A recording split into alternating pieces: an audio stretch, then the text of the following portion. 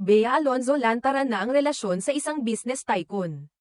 Unti-unti nang nagiging lantad sa publiko ang umano'y espesyal na ugnayan sa pagitan ng aktres na si Bea Alonzo at ni Vincent Co. Isang kilalang negosyante na konektado sa isang malaking supermarket chain. Bagamat wala pang kumpirmasyon mula sa panig ni Bea hinggil sa kanilang tunay na estado.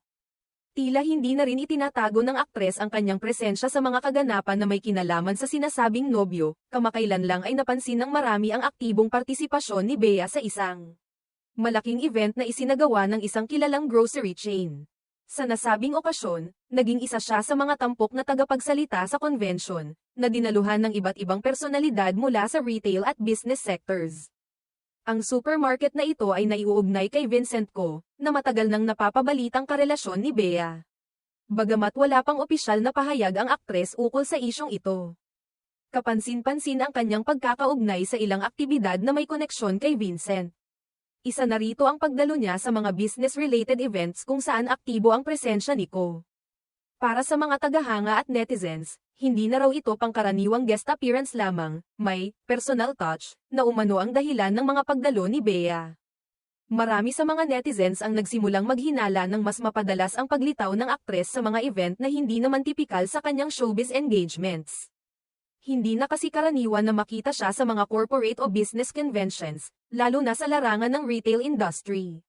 Kaya naman, nang mapansin siyang isa sa mga guest speakers sa nasabing supermarket event, agad itong umani ng pansin at usap-usapan sa social media. Parang hindi na lang siya guest. Mukhang may mas malalim na dahilan kung bakit siya nandoon, ayon sa isang comment ng netizen sa isang viral na post tungkol sa event. Dagdag pa ng iba, kung dati ay tahimik si Bea pagdating sa personal niyang buhay, ngayon ay tila mas relaxed na siya at hindi na umiiwas sa mga ganitong usapin. Samantala, marami rin ang humahanga kay Bea sa pagiging supportive umano sa mga proyekto ng kanyang rumored boyfriend. Sa paningin ng ilan, maituturing itong isang senyales ng mas mature at pribadong relasyon na pinipiling hindi isa publiko sa salita, ngunit hayagang ipinapakita sa gawa.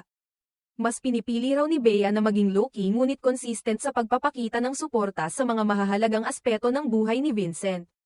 Hindi rin napigilan ng ilang tagahanga ang kiligin sa posibilidad na mas seryoso na ang relasyon ni Bea at Vincent.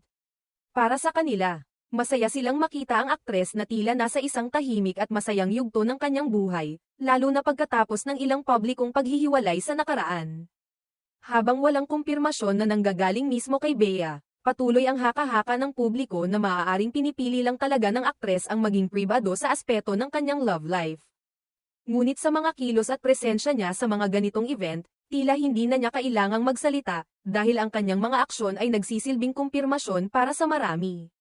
Sa dulo, mas nagiging malinaw na kahit pa hindi tahasang inamin.